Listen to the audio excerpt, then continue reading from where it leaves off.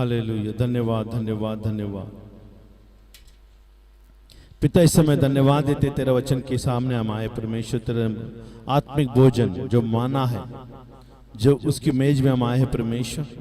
ये रोटी तूने हमें दी प्रभु, ताकि मनुष्य खाली संसार की रोटी से नहीं जीता, लेकिन परमेश्वर से मुख से निकला हुआ हर एक वचन से वो जीवित रहता है। आज आपके वचन से हम जीवित है प्रभु, इसके लिए मैं धन्यवाद देता हूँ। हम प्रार्थना करते हैं जितना भी सुनने वाले लोग हैं और जितना भी लोग ऑनलाइन में जुड़े हैं, उन सब के लिए मैं प्रार्थना करता हूँ, उनके आत्मिक कान खुल जाए यीशु के नाम में, यीशु के लहू के द्वारा खुल जाए, ताकि वो लोग जाने सच्चा जीवित परमेश्वर कौन है। आज के वचन को परमेश्वर लोग ग्रहण करें, ताकि उसके घर में, उसका परिवार में छुटकारा पाए। यीशु के नाम से हम प्रार्थना करते हैं। सब मिलकर कहे आमीन आमीन। मैं विश्वास करता हूँ आप हमारे साथ हैं। आमीन। भले हम आपको नहीं देख सकते, लेकिन पवित्र आत्मा आपको देख रहा है। हालेलुया। पवित्र आत्मा को आप फंसा नहीं सकते, क्योंकि पवित्र आत्मा आपके बाजू में है। आमीन। हालेलुया। तो हम चाहते हैं कि आमीन आप वचन को गंभीरता से लें, क्योंकि वचन ये जो अंत में आपको जिलाएगी। आपने किए हुआ कोई भी भले काम आपको नहीं जिला सकती, लेकिन भलाई का काम जो आप भी कर रहे हैं परमेश्वर के प्रति, या अनाथों को आप खिला रहे हो, बेघरों को घर दे रहे हो, या संसार में जो भी भलाई का काम जो कहा गया वो कर रहे हो, वो हमें परमेश्वर की ओर जाने के लिए मदद तो करता है, लेकिन उद्धार हमें नहीं दिला सकता, अनंत काल हमें नहीं दे सकता वो चीजें। हाँ, परमेश्वर ने कहा अनाथों का सुधि लो, गरीबों का सुधि लो, एक दूसरे को सहायता करो, मदद करो, लेकिन हमें वो चीज अनंत काल तक लेके नहीं जाता। अनंत काल तक के लिए लेके जाता वही है जो परमेश्वर का वचन, जो वचन में बना रहता है वो कभी नहीं गिरेगा। और यीशु ने मार्था से कहा, मार्ग सत्य और जीवन में हूं, जो कोई मुझ पर विश्वास करता है, मेरे वचनों के ऊपर विश्वास करता है, वो कभी नहीं मरेगा। अगर वो मर भी जाएगा तो वचन के कारण वो जिएगा। उसे किए हुए भला कामों से नहीं, वचन के द्वारा जिएगा। वचन उसको जिलाएगा पुनरुत्थान में।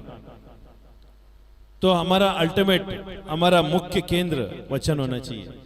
आज जो भी वचन है, जिनका अंदर भी वचन बसा है वो सेवा कर रहा है, और जिनका अंदर वचन नहीं है वो सेवा नहीं कर रहे, वो सेवा करा रहे हैं, सेवा ले रहे वो लोग। और जो सेवा लेता है ना, वो कोई काम का नहीं होता, क्योंकि उसका सारे आशीष यहां मिल चुकी है, लेकिन अनंत काल उसको नहीं मिलेगा। लेकिन जो सेवा करता है यहां पर सब कुछ छोड़कर, लेकिन अनंत काल के जीवन में उसको भरपूरता मिलेगी, आशीष मिलेगी, छुटकारा मिलेगी, चंगाई मिलेगी, हर चीज वहां पर बरकतें मिलेगी। यहां पर शरीर में जो दुख उठाकर सेवा करता है, जैसा आज हम कर रहे हैं, सारे चीज को त्याग कर हम परमेश्वर की सेवा कर रहे हैं, भले कुछ मिले या ना मिले। लेकिन जिस दिन यीशु आएगा उस दिन देखेगा, सच्चा विश्वासी योग्य दास, तूने मेरे वचन को लेकर सारे लोगों को तूने प्रचार किया, मेरे घर को बांधने के लिए तूने प्रयास तो किया, उसके लिए मैं, परमेश्वर कहता है, मैं आभारी रहूंगा। आमीन। और ये परमेश्वर का सेवा ही हमें जिंदा रखा है आज तक। परमेश्वर का वचन का प्रचार करना, परमेश्वर के वचन को दिल में लेना, हमारे जीवन के द्वारा एक दूसरे को बतलाना, ये हमें जिंदा रखा है।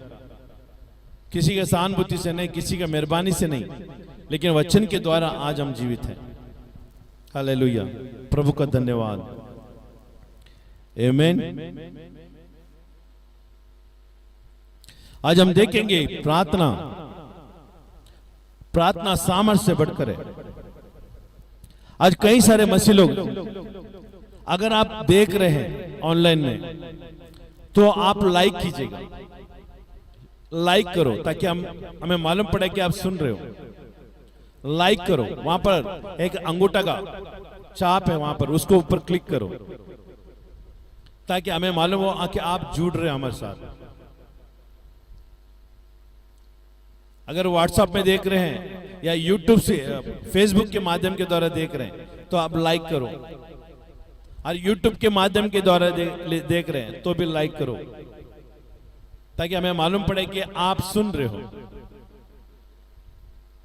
क्योंकि यहां पर हर एक वचन आता है वो परमेश्वर का आत्मा के द्वारा आता है और आपका आत्मिक उन्नति को जागृति में लाता है। मैं विश्वास करता हूं आप सुन रहे हैं, लेकिन आज हम ये वचन को हम सुना रहे, अब वचन को प्रचार करेंगे। ये वचन आपके लिए हथौड़े के नाए काम करेगा। अगर आपका विश्वास कमजोर है तो आप विश्वास बढ़ाओगे। अगर आप प्रार्थना का जिंदगी नहीं जी रहे तो आज से आप प्रार्थना का जिंदगी जीना शुरू कर दोगे। आमीन। क्योंकि जब सच्चाई आती है और सच्चाई हर एक बंधन को तोड़ देती है। आमीन, हालेलुया, thank you Jesus, we bless you Lord. आज हम देखने वाले हैं क्या प्रार्थना सामर्थ्य से बढ़कर है या सामर्थ्य प्रार्थना से बढ़कर है? सामर्थ्य और प्रार्थना में क्या अंतर है? क्या सामर्थ्य पहले आया या प्रार्थना पहले आया? ये हम कंफ्यूज हैं यहां पर।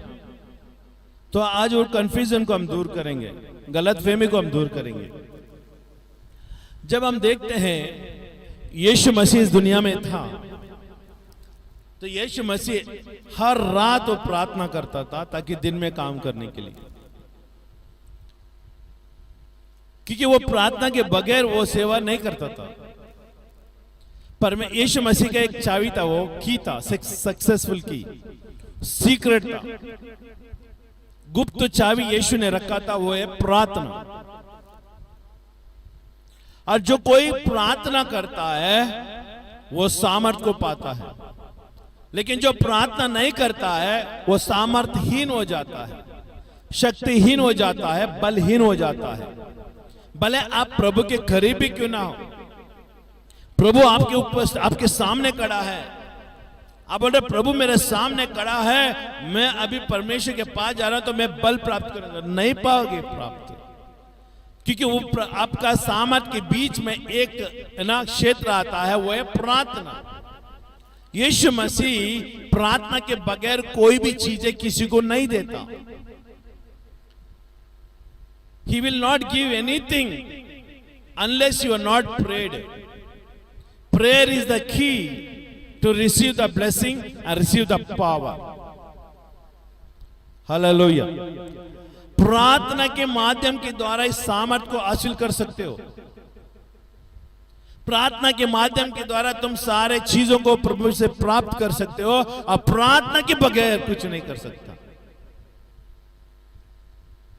और वो प्रार्थना ऐसा होना चाहिए कि एक संबंध होना चाहिए। प्रार्थना वही लोग करते हैं जो पिता के साथ संबंध रखते हैं, यीशु के साथ संबंध रखते हैं, पवित्र आत्मा के द्वारा संबंध रखते हैं, कलीसिया के साथ संबंध रखते हैं, सेवकाई में संगति रखते हैं। और जिस कलीसिया में आपका देखभाल हो रहा है उस कलीसिया का स्तुति लेते हो तो परमेश्वर आपका प्रार्थना को सुनने लगता है। बाइबल में लिखा है 10 आज्ञा इस्राएलियों को दी गई थी, और वो 10 आज्ञा में से एक आज्ञा भी तोड़ा तो पूरा आज्ञा को तोड़ा। तो यहां पर ऐसे ही होती है। अगर तो प्रार्थना क्यों करेगा, तो प्रार्थना किस माध्यम से करेगा? प्रार्थना करने के लिए क्या जरूरत है आज की तारीख में? हालांकि बाइबल में प्रार्थना करने के लिए वचन की जरूरत है, प्रार्थना करने के लिए बाइबल पढ़ने की जरूरत है। जो प्रार्थना वही करता है जो बाइबल पढ़ता है, प्रार्थना वही करता है जो बाइबल के अंदर से प्रार्थना करता है। जो बाइबल नहीं पढ़ता वो कभी प्रार्थना नहीं कर सकता, वो झूठ और ढोंगी लोग हैं। कई सारे लोग बोलते हैं मेरा आदमी प्रार्थना करते हैं 1 घंटा, मेरा औरत प्रार्थना करती है, मेरे बच्चे लोग प्रार्थना करते हैं, सब ढोंग पढ़ने हैं। उनके जीवन को देखकर पता चल जाता है कि वो लोग वचन में कितना मजबूत है।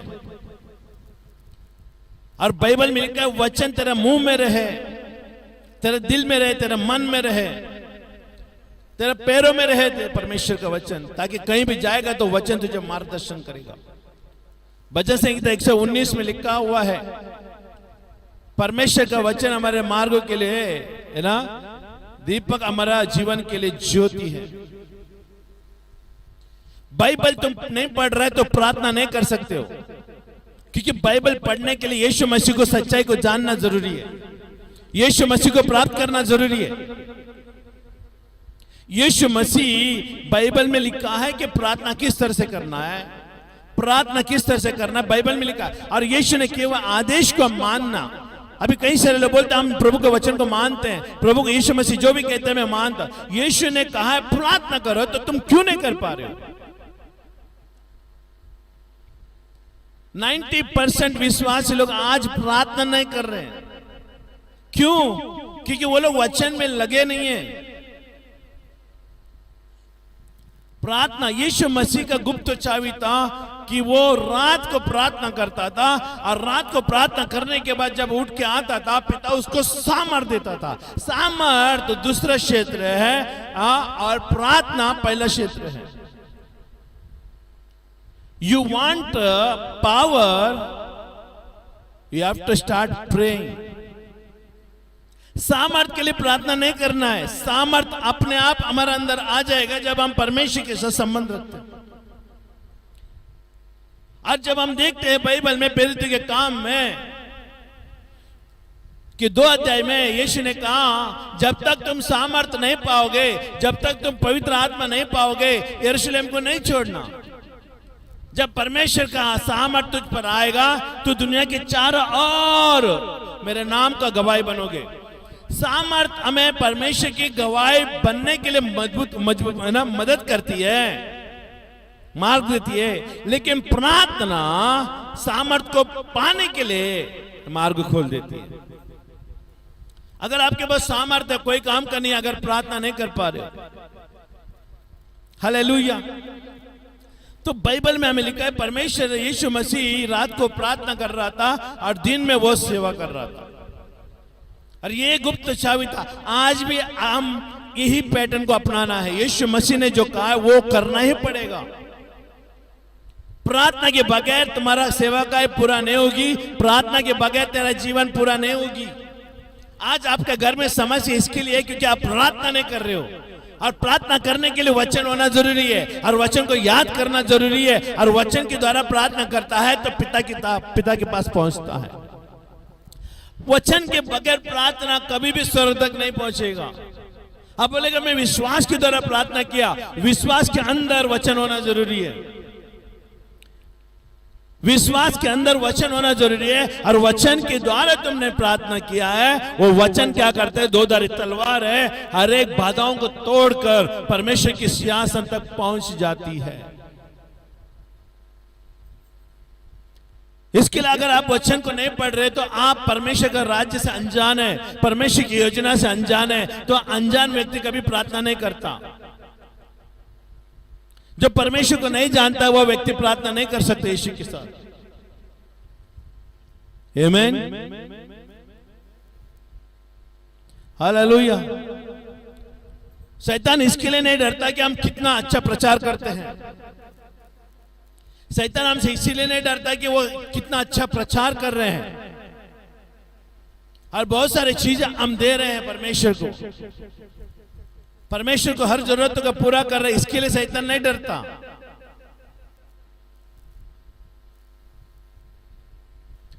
परमेश्वर के सामर्थ की जरूरत है, हाँ मैं मानता हूं, लेकिन उससे ज्यादा प्रार्थना की जरूरत है। प्रार्थना सामर्थ से बढ़कर है, और ये सीख लेगा ना तो प्रार्थना सामर्थ से बढ़कर है। सामर्थ को पाने की जरूरत नहीं है, सामर्थ अपने आप आपके अंदर प्रकाशित हो जाएगा, क्योंकि हर एक व्यक्ति प्रार्थना कर रहेगा, वो परमेश्वर का वचन के द्वारा प्रार्थना करेगा। आमीन। देखिए यूहन्ना बाइबल में लिखा है, यूहन्ना, आमीन। हम निकालेंगे यूहन्ना का 3 अध्याय ताकि आपको पता चले। सॉरी, मत्ती का 3 अध्याय, मत्ती का 3 अध्याय 3 का 7 हम पढ़ेंगे।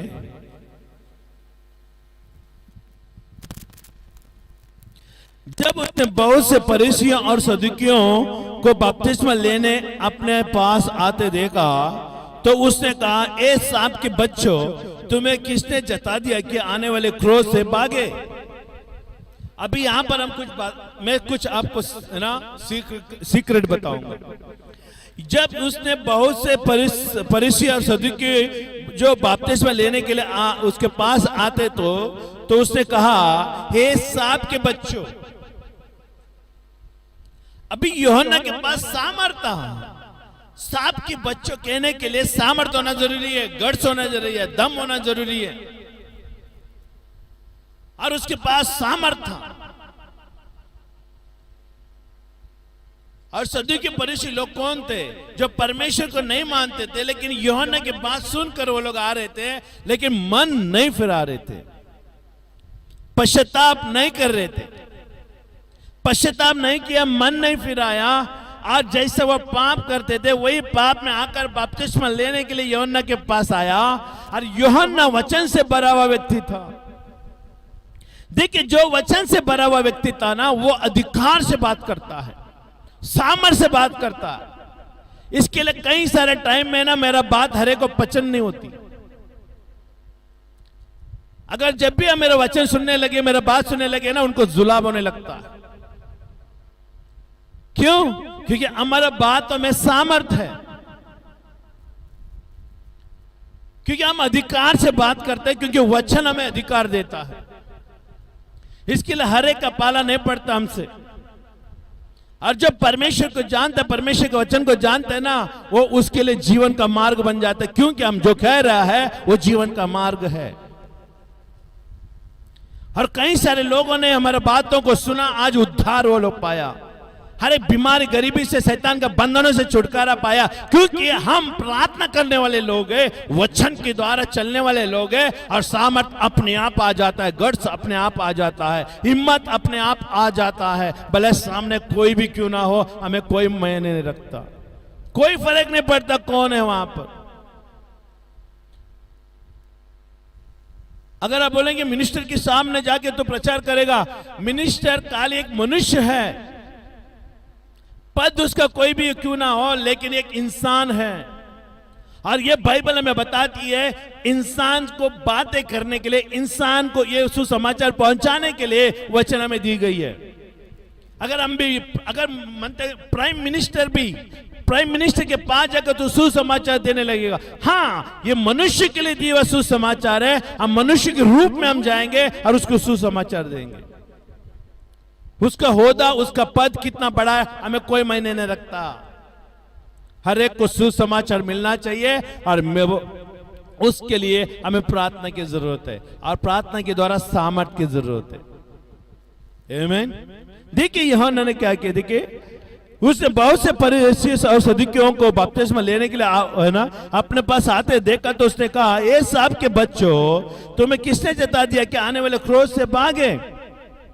अभी यूहन्ना को इतना सामर्थ कहां से आया? वचन ना पढ़ा हुआ व्यक्ति कभी भी ये सामर्थ नहीं पा सकता, अभिषेक के बगैर ये सामर्थ नहीं पा सकता, पवित्र आत्मा के बगैर ये बातों को कह ही नहीं सकता। लेकिन यूहन्ना ने गढ़ से कहा, दम से कहा, क्योंकि वह प्रार्थना का व्यक्ति था, उसके अंदर वचन भरी हुई थी, मसीहा आएगा, हर मसीहा का आने का रास्ते को मैं सीधा करने के लिए आया हूं। जब बुलडोजर अगर रोड को बनाने के लिए निकला है, तो सामने कुछ आते उसको कोई मायने नहीं पड़ता, क्योंकि उसका दर्शन है उसको रास्ते को सीधा करना। वो बुलडोजर कोई चीजें नहीं देखता, वो सीधा हर एक को समान कर देता है। क्यों? क्योंकि उसको रास्ता बनाने के लिए अनुमति दी गई है। वैसे ही यूहन्ना भी एक है ना बुलडोजर के समान था, यीशु का मार्ग को सीधा करने के लिए। लेकिन ये रास्ते के लिए, कच्चा संसार के रास्ते के लिए नहीं, इंसान के हृदय में परमेश्वर के लिए जगह बनाने के लिए, रास्ता बनाने के लिए, यीशु का वचन को सुनने के लिए यूहन्ना को परमेश्वर ने पहले भेजा था। ये मनुष्य के अंदर जाने के लिए, परमेश्वर का वचन मनुष्य के अंदर जाने के लिए यूहन्ना को पहले से तैयार की गई थी, जाकर उनका मन को सीधा करना, उनके हृदयों को सीधा करना। उसके बाद जब यीशु मसीह आएगा, यीशु मसीह जो भी बातें बतलाएगा वो लोगों का दिल में, दिमाग में बस जाए। यूहन्ना को इस कारण के लिए उसको भेजा गया था, पावर। देखिए यूहन्ना इतना सामर्थ्य से भरा हुआ व्यक्ति था, फिर भी उसको जेल खाने में डाला गया। क्यों जेल खाने में डाला गया? क्या उसके पास सामर्थ था? तो सामर्थ निकाल नहीं सकता था। सामर्थ से कोई भी बंधन को हम तोड़ नहीं सकते। प्रार्थना के द्वारा हर एक शैतान का कामों को नष्ट कर सकते हैं, हर एक बंधन को तोड़ सकते हैं, क्योंकि सामर्थ से बढ़कर प्रार्थना है। प्रार्थना सामर्थ से बढ़कर है। आमीन। जब प्रार्थना तुम करोगे वचन के अनुसार परमेश्वर को मध्य में रखते हुए, कितना भी बड़े गढ़ क्यों ना हो, वो नष्ट हो जाएगा। हालेलुया। यूहन्ना का 14 हम देखेंगे।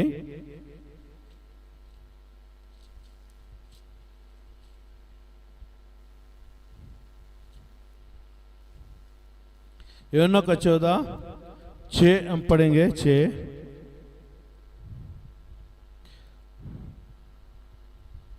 यीशु ने उनसे कहा, मार्ग, सत्य और जीवन में ही हूं, बिना मेरे द्वारा कोई पिता के पास नहीं पहुंच सकता। अभी ये बातें जो व्यक्ति सुन रहा है, आज आप ये बातें सुन रहे, ये वचन सुन रहे, यीशु ने कहा मार्ग, सत्य, जीवन में हूं, मेरे बिना कोई पिता के पास नहीं जा सकता। आप प्रार्थना करना शुरू कर दो यीशु के पास। ये बातें हमें प्रार्थना करने के लिए उजागर कर रही है। यीशु ने बातों को कहा, इस वचनों को कहा, और ये वचन इसके लिए कहा कि पिता के पास जाने के लिए मेरे बगैर नहीं जा सकते, तो प्रार्थना करना ताकि मैं तुझे लेके जाऊं। Be communicate with me, Jesus says, मेरे साथ तुम बने रहो, वार्तालाप में बने रहो। वार्तालाप का मतलब है प्रार्थना, प्रार्थना का मतलब है वार्तालाप, बातचीत करना। प्रार्थना क्या है? प्रार्थना सर्वाधिमान पर सामर्थ व्यक्ति के पास जाकर असमर्थ व्यक्ति बात करना। अभी परमेश्वर सामर्थी है, वो हर एक कामों को कर सकता है। ये पृथ्वी में कोई भी ऐसा काम नहीं है कि यीशु मसीह नहीं कर सकता, क्योंकि बाइबल हमें बताती है सारे सृष्टि को परमेश्वर ने बनाया, यीशु मसीह ने बनाया। तो परमेश्वर के पास जब तुम जाते हो तो तुम कमजोर हो, तो कमजोर बलवान के पास जाकर बातचीत करता है, हे प्रभु मैं कमजोर हूं, तेरा बल मुझे चाहिए, तेरा सामर्थ चाहिए, तेरा छुटकारा चाहिए, तेरा चंगाई चाहिए, तेरा आशीष चाहिए। ये वार्तालाप जो कर रहे, ये बातचीत जो कर रहे हैं ना, यही बातचीत ही प्रार्थना है। जरूरतों को मांगना ही प्रार्थना है। औरों की जरूरत के लिए प्रार्थना, बातचीत करना वो प्रार्थना है। औरों की सुधि लेना वो प्रार्थना है। ये प्रार्थना का एक है ना पैटर्न दी गई है, बातचीत, वार्तालाप करने का, एक दूसरे से बातचीत करते हैं, वो उसके लिए प्रार्थना कहते हैं। बलवान व्यक्ति के पास जाकर निर्धन वाला व्यक्ति उसके मदद मांगता है, वो प्रार्थना उसको कहा जाता है। हे मालिक, मैं तुझसे कहता है ना, मैं विनती लेकर आया हूं, मेरे विनती को तो सुन, यही प्रार्थना है। हम यीशु के पास जाते हैं, प्रभु यीशु मैं आपके पास आया हूं, मेरे विनती को तो सुन, ये प्रार्थना है। ये प्रार्थना करने वाला व्यक्ति वचन को जानना जरूरी है। वचन के बगैर आपकी प्रार्थना कोई काम नहीं आएगा। आप परमेश्वर के वचन के बगैर प्रार्थना किए ना, वो आपके छत के ऊपर तक नहीं जाते, वो नीचे से नीचे आके गिर जाती है, क्योंकि वचन है तो स्वर्ग तक पहुंचती है। हालेलुया, आमीन। प्रेरितों के काम को देखिए। हाँ, ये 6 का हम देख रहे थे, आगे देखेंगे। यदि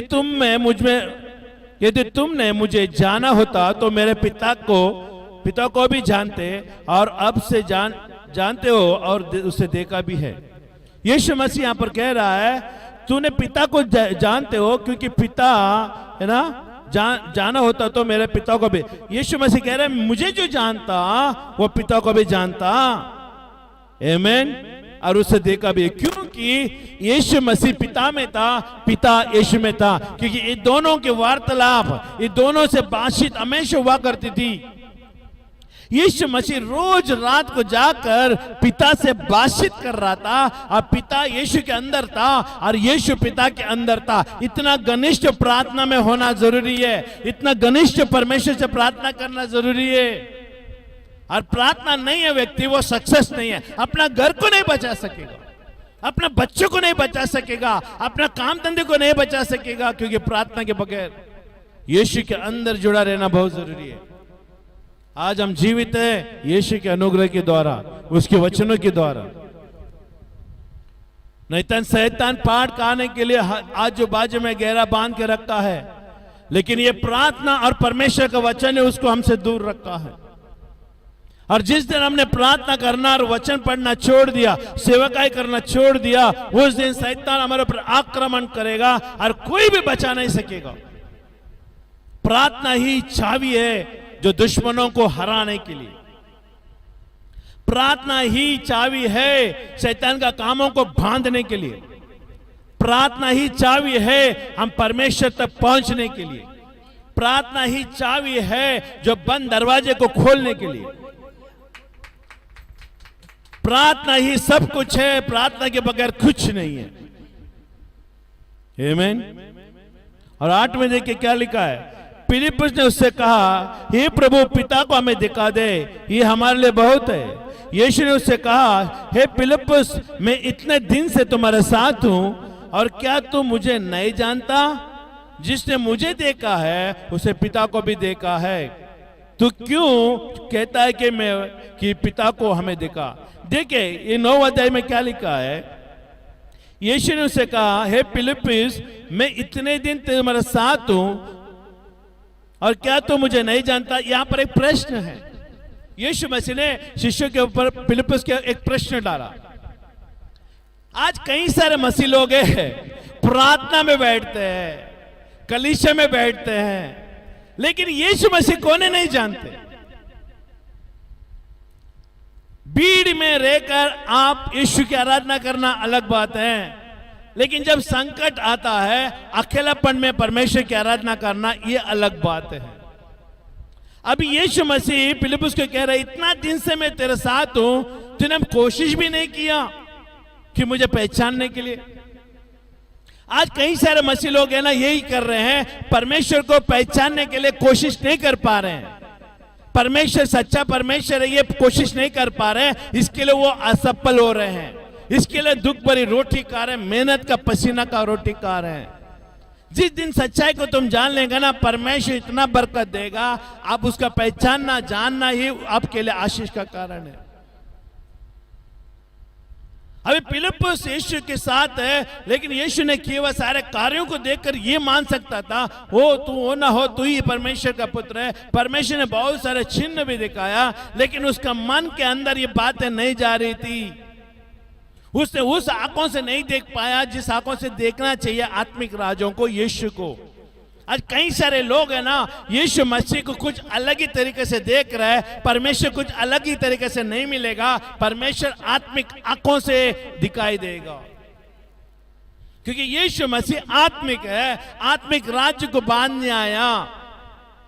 और हमें भी आज यीशु जो कह रहा है प्रश्न, उसका उत्तर हमें ढूंढना जरूरी है। आज कई सारे लोग हैं प्रश्न का उत्तर नहीं ढूंढ पा रहे, सिर्फ नाम के मसीह बोल के कह के बैठ रहे हैं, सेवा करना नहीं जानते। सेवा करने के लिए यीशु का पहचान होना जरूरी है, यीशु का नाम होना जरूरी है। और जिस दिन यीशु को पहचान लिया तूने, उस दिन तेरा सेवा शुरू हो चुकी है। हमने यीशु को जानने का प्रयत्न किया, ये सब कुछ काम मैंने यीशु के ऊपर नहीं सौंपा, यीशु का काम को भी मैंने अपने ऊपर उठाया। यीशु ने कहा सारे जगह में जाकर मेरे नाम का ऐलान करो, मेरे नाम को प्रचार करो। हमने किया और उस माध्यम से हमने यीशु को जाना, क्योंकि सारे दुष्ट आत्मा गिर रहे थे, बीमारी जा रही थी, हालेलुया, नाना प्रकार का बीमारी ठीक हो रहे थे। उसके माध्यम के द्वारा हमने जान गया कि यीशु मसीह प्रभु है। आपके जीवन में भी परमेश्वर ने अलग अलग गवाही बनाया है, अलग अलग काम किया है, फिर भी आपका अंदर है ना नजर बंद हो चुके हैं। आप यीशु को नहीं जान पा रहे हो, क्योंकि आपका आलसपन, प्रार्थना नहीं होने के कारण यीशु मसीह अपने आप को प्रकट नहीं करता। प्रार्थना करने वाले लोगों के अंदर यीशु मसीह प्रकट करता है अपने आप को और उसका राज्य को, उसकी योजनाओं को। प्रार्थना नहीं करता है, यीशु मसीह आपको कुछ भी प्रकट नहीं करेगा, सिर्फ आपका मेहनत का काम आपके सामने प्रकट करेगा, क्योंकि तो परमेश्वर का नजर में अधर्मी बन चुके हो। धर्मी लोग ही प्रार्थना करेंगे। परमेश्वर के नाम के द्वारा धर्मी बनाए गए परमेश्वर ने चुने हुए लोग ही प्रार्थना करेंगे। आज कितने लोगों को परमेश्वर ने चुना है। अगर आप प्रार्थना नहीं कर रहे हैं इसका मतलब आपको परमेश्वर ने नहीं चुना है। नहीं, मैं फिर भी मैं प्रभु को मानता हूं, ये आपकी बोल है। लेकिन जितने लोगों को भी परमेश्वर ने चुना है वो लोग प्रार्थना के बगैर नहीं रह सकते हैं, सेवकाई के बगैर नहीं रह सकते हैं, क्योंकि परमेश्वर का बुलाहट है ना, हमें इस कार्यों को करने के लिए मजबूर कर देती है। नहीं चाहेगा तो भी करना पड़ता है, क्योंकि परमेश्वर के आत्मा हमें बूस्ता मारता है, अगुवाई करता है, नींद नहीं आने देगा, खाना खाने को नहीं देगा, अलग अलग तरीके से व्याधि लाएगा जब तक उसका काम पूरा ना कर ले, क्योंकि बुलाहट वाले लोगों के अंदर ये चिन्ह होता है। सबसे पहले जानना है कि प्रार्थना नहीं कर रहे हो, इसका मतलब प्रार्थना करो ताकि परमेश्वर का बुलाहट तुझ पर आ जाए। आमीन। और कितना साल से, कितना महीने से, कितना दिन से आप कलीसिया में हैं, कुछ नाना प्रकार के हर चीज है ना, परमेश्वर अद्भुत कार्य कर रहे, देख रहे, फिर भी आपके अंदर विश्वास नहीं है और फिर भी वो चीज आप नहीं कर पा रहे जो प्रार्थना जो करना चाहिए। अगर आप प्रार्थना नहीं कर रहे हो आप धीरे धीरे मर रहे हो। If you are not praying, slowly by slowly you are dying in the spiritual way. तुम आत्मिक राज्य में, आत्मिक क्षेत्र में तुम धीरे धीरे मर रहे हो प्रार्थना नहीं करने के कारण। और एक बार तुम पूरी तरह से आत्मा में मर गया तो शरीर में चले जाओगे, संसार में चले जाओगे, यीशु को छोड़कर संसार की चीजें करने लगोगे जो पहले तुम करते थे। इसके लिए कभी भी आत्मिक राज्य को मरने मत देना, यीशु का नाम को मरने मत देना आपके जीवन में। यीशु का नाम कभी नहीं मरता, लेकिन आपका जीवन से यीशु का नाम उठ जाएगा। इसका मतलब आपके अंदर यीशु का नाम आपके लिए मर चुका है। ये गंभीर बात है। और प्रार्थना नहीं करोगे धीरे धीरे तुम सब कुछ खो दोगे, जो पाया है वो भी चले जाएगा। और जो परमेश्वर के ओर से तूने पाया और जमा करके रखा है ना, और जिस दिन तुम अपने प्रार्थना नहीं करने लगे धीरे धीरे आप आत्मिक राज्य में मर रहे हो, शैतान आएगा सब चीजें उठा के लेके जाएगा फ्री ऑफ कॉस्ट में, मुफ्त में हर चीजें जो तूने कमाई है वो धीरे अच्छे से लेके जाएगा। और तो दरवाजा बंद करने के लिए कोशिश करेगा ना, जोर जबरदस्ती दरवाजा खोल के लेके जाएगा, क्योंकि प्रार्थना नहीं करने के कारण। प्रार्थना ही आपका दरवाजे का सुरक्षा रखा है, प्रार्थना ही आपका कहां आने का जाने का सुरक्षा रखा है, प्रार्थना ही आपका घर के अंदर चूल्हा जलता है, प्रार्थना के कारण ही आपके घर में बरकत है। आज जो भोजन तुम खा रहे हो ना वो प्रार्थना की वजह से ही है, लेकिन प्रार्थना को अगर नहीं करेंगे वो सब चीजें चले जाएगी जो आपने पाया है। ये गंभीर बात है। 10 में देख के क्या लिखा है, क्या तू विश्वास नहीं करता है कि मैं पिता में हूं और पिता मुझ में है? ये बातें जो मैं तुमसे कहता हूं अपने और से नहीं कहता, परंतु पिता मुझे रहकर अपने काम कराता है। समझ रहे? अभी पिता उस यीशु के अंदर है और यीशु मसीह इस सारे को कर रहा है कि मैं, यीशु मसीह कह रहा है मैं नहीं कर रहा हूं, पिता मेरा अंदर करा रहा है। प्रार्थना भी पिता कराएगा जब आप अनुमति दोगे अपने आप को। प्रार्थना आप खुद नहीं कर सकते हैं। आज बैठकर मैं प्रार्थना करूंगा, आप जैसे बोला वैसे ही आपको अलग अलग समस्या आएगा। आप जो बोला है ना वो बात होएगा नहीं, लेकिन जो नहीं बोला था वो बातें हो जाएगी, लेकिन प्रार्थना बंदी रहेगी। लेकिन यहां पर कहता है बाइबल में पिता उसके अंदर रहता है। जिसके अंदर भी पिता है, जिसके अंदर भी पवित्र आत्मा है, वो प्रार्थना करेगा प्रार्थना, भले कुछ भी अड़चने आ जाए, क्योंकि वो अटल है। वो खुद नहीं कर रहा, परमेश्वर उसके द्वारा करा रहा है प्रार्थना। हम परमेश्वर के द्वारा कराने वाले लोग होना चाहिए, परमेश्वर के द्वारा इस्तेमाल करने वाले लोग होना चाहिए, ना कि तुम परमेश्वर के लिए खुद इस्तेमाल हो। नहीं, तुम खुद इस्तेमाल नहीं हो सकते, तुम परमेश्वर के द्वारा इस्तेमाल होना चाहिए। कितना साल से, कितना महीना हो गया, जरा प्रार्थना तक नहीं आता, कैसा करना है प्रार्थना? प्रार्थना परमेश्वर से वार्तालाप करना है। इसको सीखने की जरूरत नहीं है, मजबूरी आती है ना तो अपने आप सीख जाते हो। संकट आता है ना तो अपने आप सीख जाते हो। हालेलुया। माझा नवरा चांगला प्रार्थना करतो, माझ्या बायको चांगला प्रार्थना करते, उससे कोई फर्क नहीं पड़ता, प्रार्थना वचन के अंदर होना चाहिए। मुंह से बहुत कुछ कह सकते हो, कोई मायने नहीं रखता, लेकिन वचन के द्वारा प्रार्थना करना, क्योंकि कितना वचन में तुम बने हो, क्योंकि वचन के द्वारा प्रार्थना की है ना, वह स्वर्ग तक पहुंचती है। हालेलुया। प्रार्थना कभी कॉपी नहीं किया जाता, प्रार्थना को कभी डुप्लीकेट नहीं किया जाता, वो हर एक का अलग अलग प्रार्थना होती है। एक शरीर में एक व्यक्ति का प्रार्थना, उसका ढंग अलग है। वो कभी रास्ते में जाते हुए प्रार्थना करता है, कभी सोते हुए प्रार्थना करेगा, कभी यहां वहां है ना मन लगा बैठे हुए प्रार्थना करेगा, उसका अलग तरीका प्रार्थना, हर एक को एक समान नहीं मिलता। हालेलुया, आमीन। परमेश्वर को जानना बहुत ही जरूरी है। प्रेरितों के काम 12 अध्याय, प्रेरितों के काम 12 अध्याय, the book of act chapter 2। Hallelujah. 5, 6 and 7। Hallelujah. वैसे ही हम जो बहुत है मसीह में एक देह होकर आपस में एक दूसरे के अंग है। आमीन। जबकि उस अनुग्रह के अनुसार जो हमें दिया गया है, हमें भिन्न भिन्न वरदान मिले हैं, तो उस जिसकी भविष्यवाणी का दान मिला है वो विश्वास के परिणाम के अनुसार भविष्यवाणी करे। हालेलुया। तो यहां पर आमीन, पौलुस कह रहा है यहां पर, देखिए यहां पर कि वैसे ही हम जो बहुत है मसीह में एक देह होकर आपस में एक दूसरे के अंग है। अभी ये बाइबल का अनुसार एक दूसरे का अंग है, मतलब हम एक दूसरे से प्रार्थना करना है। एक दूसरे का अंग को संभाल के रखने के लिए हमें प्रार्थना की जरूरत है। ये प्रार्थना के द्वारा ही एक दूसरे का अंग को हम जोड़ सकते हैं। हालेलुया। जब तक हम एक दूसरे के लिए प्रार्थना नहीं करेंगे वो अंग जुड़ नहीं पाएगा। इसके लिए अगर आप किसी के लिए प्रार्थना नहीं कर रहे हो, इसका मतलब प्रार्थना प्रभु आपका भी नहीं सुनेगा।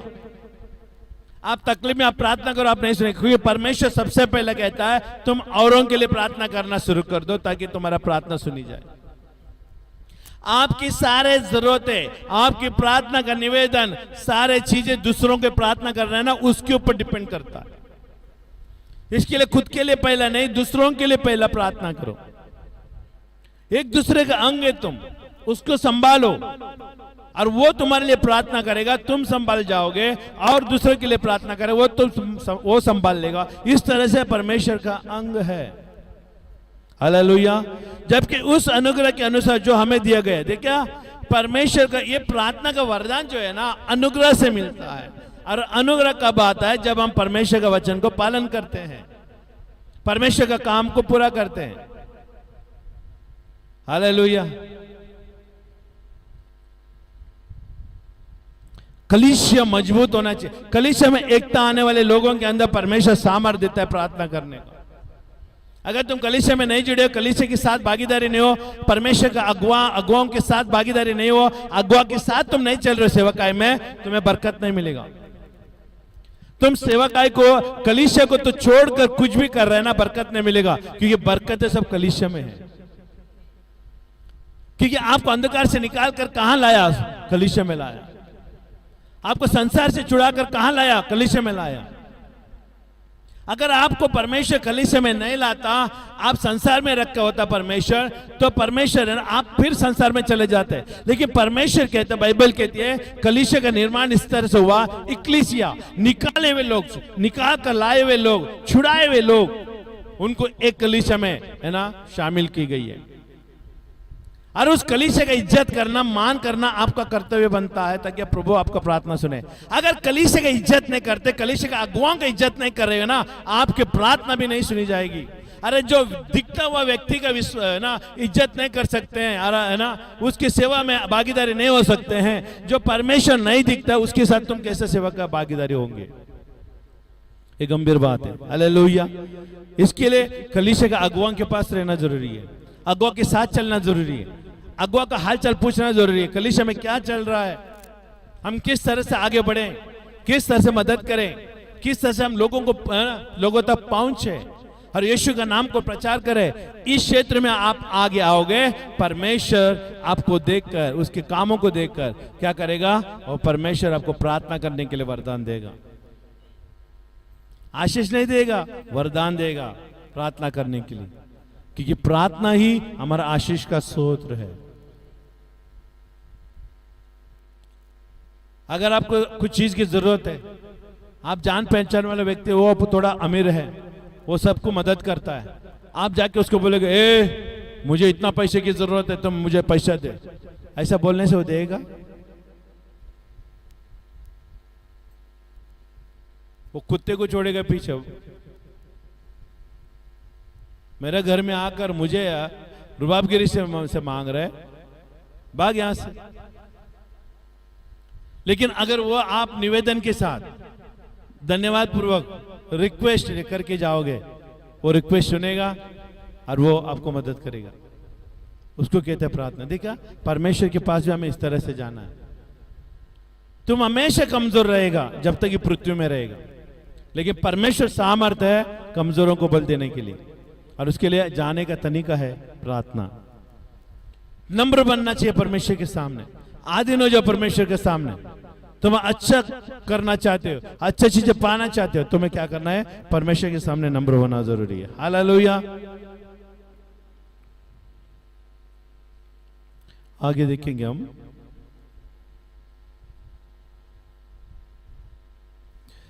प्रार्थना सामर्थ को लाती है, सामर्थ प्रार्थना को नहीं लाती।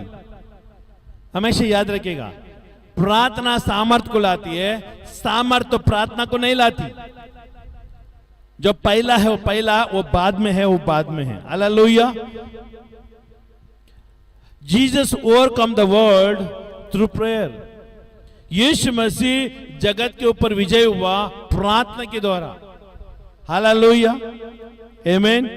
प्रार्थना के द्वारा विजय हुआ, और एक्ट ऑफ प्रेयर। अभी यीशु मसीह जगत के ऊपर है ना विजय हुआ प्रार्थना के द्वारा, और प्रार्थना कार्यशील में दिखाया गया। यीशु मसीह दुनिया के ऊपर विजय पाने के लिए, है ना, शैतान के कामों के ऊपर विजय पाने के लिए उसने कार्य किया। आपका भी प्रार्थना में कार्य होना चाहिए। आपने प्रार्थना किया, उसके ऊपर कार्य करो। आप प्रार्थना किया, उसके ऊपर चलो, क्योंकि प्रार्थना करने वाला व्यक्ति चलता है। आज मैं सुसमाचार सुनाने जा रहा हूं। प्रभु यीशु के नाम से मुझे बरकत है ना, यीशु के नाम से मुझे है ना अनुग्रह दे, ताकि मैं जाऊंगा तो लोग मेरा वचन को, तेरा वचन को सुने, और मेरे मुंह के द्वारा। हालेलुया। तो आपने प्रार्थना किया, आप प्रार्थना करके घर में बैठ गए, आप गए नहीं तो आपने कार्य नहीं किया। कार्य क्या होता है, आपने प्रार्थना किया, प्रभु मैं सुसमाचार सुनाने जा रहा हूं, मेरे है ना रिश्तेदारों को मिलने जा रहा हूं, उनके सामने मैं तेरा नाम को प्रकट करूंगा, तू मेरे साथ रहना।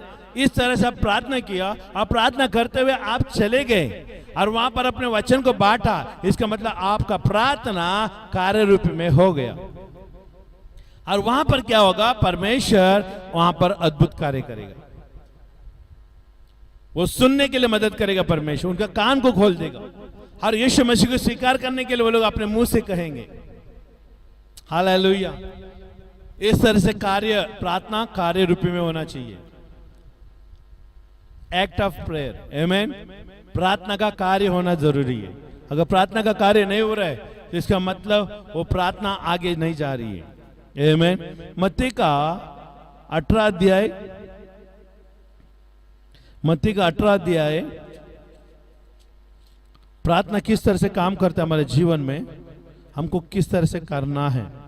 आमीन। 18 का 18।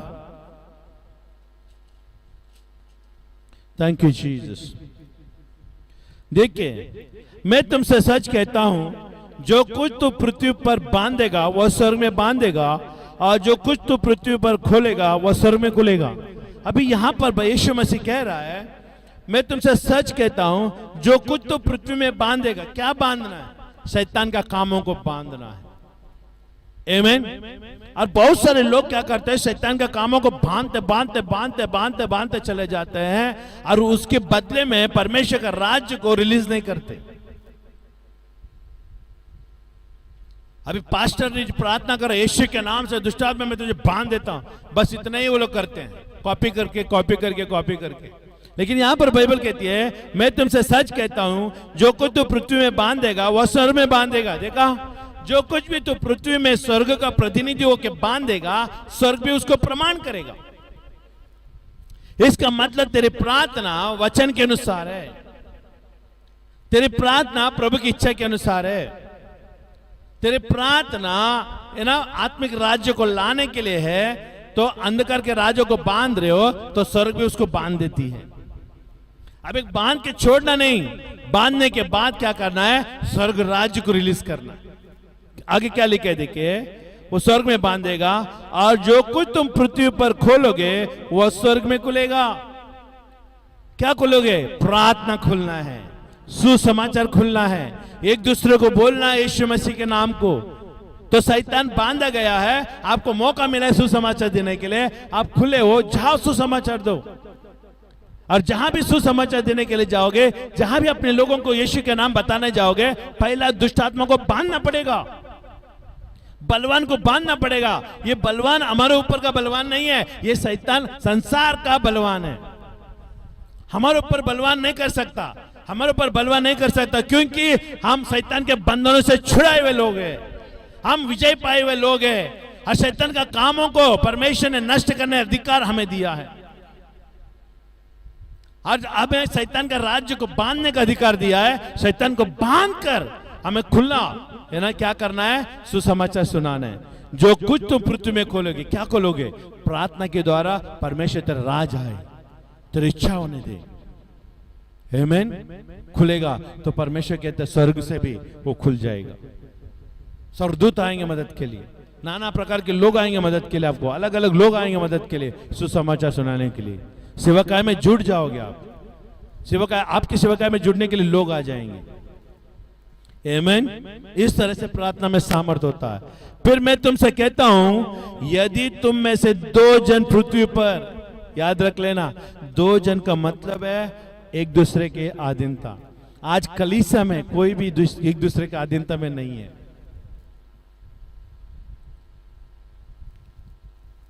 सब रास्ते में कुत्ते लोग होते हैं ना, चाव चाव चाव, एक दूसरे के इलाके में जाएगा तो चाव चाव, इस तरह से स्वभाव में रखते हैं। नहीं होना चाहिए ऐसा। खाली अल्लम गुल्लम है, आवाज है, लेकिन अंदर एक दूसरे के प्रति प्रेम नहीं है। बाइबल हमें बताती है, तुम्हारी प्रार्थना सुनना है ना, तो एक दूसरे का अधीन होना पड़ेगा, एक दूसरे को सराहना पड़ेगा, एक दूसरे के साथ प्रति आदर मान करना पड़ेगा। परमेश्वर का राज्य आप पहचाने नहीं अभी तक, आप परमेश्वर का राज्य को पहचाना नहीं आपने। और पहचान दिलाने के लिए भी आओगे ना, आएंगे तो अगुआ को आप भगाते हो। उसकी बात सुनने से ज्यादा तुम्हारा कंप्लेंट रहता है, तेरा घर का समझ से ज्यादा रहता है। इसके लिए तुम ऊपर नहीं आ रहे हो, बरकत नहीं आ रहे हो, तेरी प्रार्थना प्रभु नहीं सुन पा रहे। ये अंदर की बात है, मैं आपको कह रहा हूं। यहां पर बाइबल कहती है, पृथ्वी में 2 जन एक मन होकर, एक दूसरे का अधीनता में रहने वाला व्यक्ति। मैं नहीं समझता कि औरत मर्द के बारे में बात कर रहा है, ये अन्य और एक व्यक्ति के बारे में, अलग परिवार का एक व्यक्ति के साथ प्रार्थना करेंगे, उसको कहते हैं कलीसिया में एकता। आज कई सारे लोग कलीसिया में एकता में नहीं है, लेकिन जिस दिन यीशु आएगा उस दिन आपकी सारे गलतियों का सजा मिलेगी, आपके सारे कुकर्म के कामों को परमेश्वर नजरअंदाज नहीं करेगा। अनुग्रह अभी है, बाद में नहीं मिलेगा आपको, इसके लिए अभी सावधान हो जाओ। फिर मैं तुमसे कहता हूं, यदि तुम में से 2 जन पृथ्वी पर किसी बात के लिए एक मन होकर उसे मांगे, मांगने का मतलब है प्रार्थना करना, एक दूसरे के प्रति प्रार्थना करना। आज तेरे घर में ये घटी है, मैं प्रार्थना करूंगा, मैं आऊंगा आपके लिए, मैं प्रार्थना करें, हम दोनों मिलकर प्रार्थना करेंगे। और एक दिन आपके घर में घटी है तो वो आएगा आपके घर में प्रार्थना के लिए, एक दूसरे की, ये ना दो जन पृथ्वी पर किसी बात के लिए एक मन होकर उसे मांगे, प्रार्थना करे, तो वो मेरे पिता की ओर से जो स्वर्ग में है उनके लिए हो जाएगा। ये प्रमाण है प्रार्थना का, लेकिन इंसान करते नहीं। अब मेरा अंदर का भांडा फूट गया तो, मेरे घर का अंदर का भांडा फूट गया तो, एक दूसरे का भाई एक आत्मिक विश्वासी से आपकी बातों को बताने से वो फैलाएगा नहीं, उसके लिए प्रार्थना करेगा। इसके लिए ऐसा व्यक्ति को चुनना चाहिए जो आपके सुख दुख में भागीदारी हो, आपके लिए मध्यस्थी में प्रार्थना करता हो। ऐसा व्यक्ति को चुनकर उसके साथ जुड़ना जरूरी है। मैंने कहता हर एक से बातें करो जो कमजोर है। आत्मिक राज में खाली नाम के लिए मसीह है, काम के लिए कुछ नहीं है।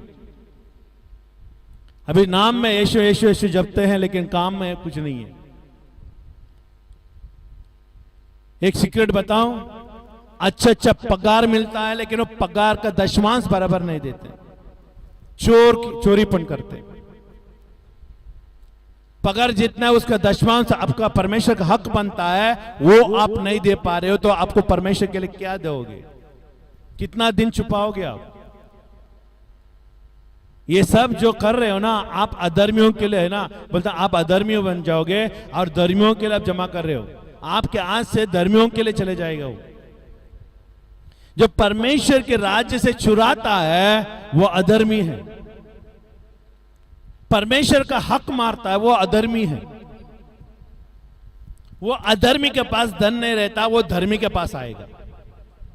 जो परमेश्वर के नजर में सीधा है, वो जो सेवा कर रहा है, उसको वो धन उसको मिलेगा, क्योंकि आप मेहनत भर कमाओगे, लेकिन आप नहीं खा पाओगे अगर परमेश्वर के साथ आप ईमानदार नहीं रहोगे। जितना पगार आपको मिलता है उसका दशमांश परमेश्वर का हक है, आप उसको ईमानदारी से देना जरूरी है। उसमें थोड़ा भी हेरा फेरी नहीं करना है, क्योंकि थोड़ा सा भी हेरा फेरी किया, परमेश्वर भी वहां से आपके लिए हेरा फेरी करेगा। आप परमेश्वर के लिए परमेश्वर हेरा फेरी करने लग गया तो आप समझ लेना आप जगह में नहीं रहोगे। इसके लिए परमेश्वर से डरना बहुत जरूरी है। आमीन। हमें दूसरा 19 में देखा, दो जने पृथ्वी में मांगते तो परमेश्वर पूरा करेगा, क्योंकि जहां 2 या 3 मेरे नाम से इकट्ठे होते हैं वहां मैं उनके बीच में होता हूं। अब ये 2 या 3 कौन है? ये 2 या 3 एक दूसरे को आधीनता में रहने वाला और यीशु मसीह को पहला स्थान देने वाला व्यक्ति का बीच में प्रभु कह रहा है। अगर तीनों में तीनों घमंड है और तीनों लोग साथ में आए, परमेश्वर नहीं आएगा। परमेश्वर एक दूसरे का अतिथि सत्कार का भावना रखता है। 2 या 3 मेरे नाम से इकट्ठे होते हैं, प्रभु के नाम से इकट्ठे होते हैं, वहां पर प्रभु आता है। क्या आप सुन रहे हैं? हालेलुया। भले आपका ताली बजाने का मन नहीं कर रहा, लेकिन बजा लेना, क्योंकि ये ताली आपके लिए आगे आने वाला विपत्ति से बचाएगा। और धन्यवाद कह देना यीशु मसीह को। हालेलुया। क्योंकि कड़वाहट कभी कभी अच्छा लगती है, क्योंकि पेट में जाएगी तो आ रही बीमारी को दूर करेगी। आमीन। हालेलुया। मैं विश्वास करता हूं इस बातों को। आमीन। हालेलुया। फिलिपियों का 4 का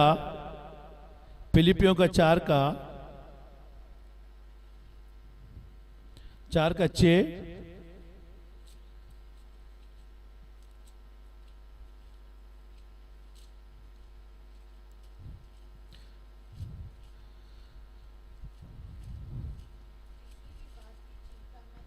हाँ।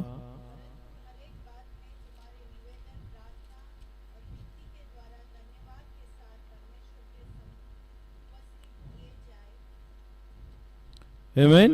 6 और 7 हम पढ़ेंगे।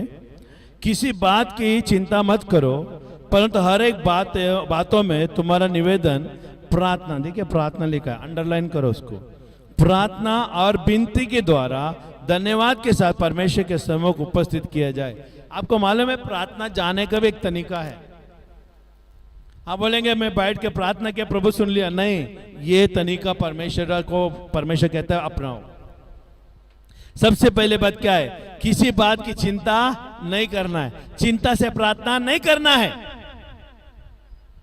चिंता से जो भी प्रार्थना करता है वो चिंता के कब्जे में आके प्रार्थना करता है। चिंता शैतान है। चिंता शैतान के कब्जा है, और जो भी शैतान का कब्जा में प्रार्थना करता है परमेश्वर नहीं सुनता। इसके लिए पौलुस कह रहा है किसी बात की चिंता मत करो, प्रार्थना करते समय चिंता नहीं होना चाहिए। फील फ्री, तुम आजाद हो जाओ, है ना, खुले मन से प्रार्थना करो। आमीन। किसी बात की चिंता मत करो, पर हर एक बातों में तुम्हारे निवेदन, हर एक बातों में तुम्हारा निवेदन, तुम्हारा रिक्वेस्ट, जो लेटर लिखे हो ना, रिक्वेस्ट, जरूरतों के लिए लिस्ट, मेरे घर के लिए जरूरत है, मेरे परिवार की जरूरत है, हर एक निवेदन। निवेदन का मतलब है आपका प्रेयर लिस्ट। हेलो, जरूरतमंद लिस्ट, उसको निवेदन कहता है। प्रार्थना, देखिए निवेदन को, निवेदन लिस्ट को प्रार्थना के माध्यम के द्वारा, किस तरह से? प्रार्थना के माध्यम के द्वारा और विनती के द्वारा। प्रार्थना करने के बाद विनती करना है, प्रभु पूरी करो इसको, प्रभु ये हो जाना चाहिए। प्रार्थना के बाद आपने लिस्ट लाया, लिस्ट परमेश्वर के सामने प्रार्थना के रूप में प्रस्तुत किया, और उसके बाद बाइबल बताती है कि विनती करो उसको, प्रभु इसको पूरा कर, मेरे स्वार्थ के लिए नहीं, निस्वार्थ के लिए मैं मांग रहा हूं, मुझे जरूरत नहीं, लेकिन प्रभु मैं मांग तो उनके लिए। प्रभु ज्यादा से दूसरों की प्रार्थना को सुनता है। तो अपने लिए कुछ नहीं मांगा, लेकिन दूसरों के लिए मांगा, पहला मैं तुम्हें दूंगा, परमेश्वर का नियम है। हालेलुया। तो विनती, है ना, देखिए स्टेप बाय स्टेप, निवेदन, प्रार्थना, विनती, और विनती के बाद जो भी आपने विनती किया उसको धन्यवाद में परिवर्तन करो। हेलो, धन्यवाद के द्वारा ट्रांसलेट करो, उसको बदल दो, धन्यवाद, प्रभु धन्यवाद धन्यवाद धन्यवाद, मेरे विनती को, मेरे प्रार्थना को तूने सुना, मैं धन्यवाद देता हूं, मैं धन्यवाद देता हूं, मेरे प्रार्थना को सुना प्रभु। धन्यवाद लाना जरूरी है, क्योंकि धन्यवाद क्या करता है, रॉकेट का बूस्टर के समान है। जब रॉकेट जमीन से उड़ती है और जितना तेल उसको लगती है उतना तेल उसको मिलती है, तो तुरंत वो उड़कर आकाश की ओर चलने लगती है। इसी तरह से धन्यवाद भी एनर्जी का काम करती है, आग के काम करती है ऊपर उठने के लिए। धन्यवाद अगर नहीं है वो उठ नहीं पाएगा। विनती और है ना, विनती और निवेदन ऐसे का वैसे रह जाएगा। लेकिन जब धन्यवाद दोगे ना, उसको एनर्जी बूस्ट मिलती है। जब वो बूस्ट मिलती है वो तुरंत टेक ऑफ होती है और स्वर्ग तक पहुंच जाती है। हालेलुया। धन्यवाद के साथ परमेश्वर के सम्मुख उसको सम्मुख उपस्थित किया जाए। देखा, धन्यवाद के द्वारा आप परमेश्वर के सामने जाओगे, आप उपस्थित हो जाते परमेश्वर के सम्मुख। पिता, मैं धन्यवाद देती सारे निवेदन को लाया है, अब मुझे मालूम है मेरे सारे निवेदन पूरी की जाएगी। बेफिक्र बोलना है, मेरे सारे जरूरतें परमेश्वर ने पूरी की। अगर कोई बीमार है तो कहना है मैं 2000 साल पहले मैं ठीक हो गया हूं, मैं अभी बीमारी में नहीं हूं। घर में शांति नहीं है तो कहना मैं 2000 साल पहले मैं शांति पा चुका हूं, अभी मैं शांति में हूं। हालेलुया। सकारात्मक बातें, सकारात्मक बातें बोलना है, पॉजिटिव वर्ड को प्रोक्लेम करना है, तब काम पूरा होता है। हालेलुया।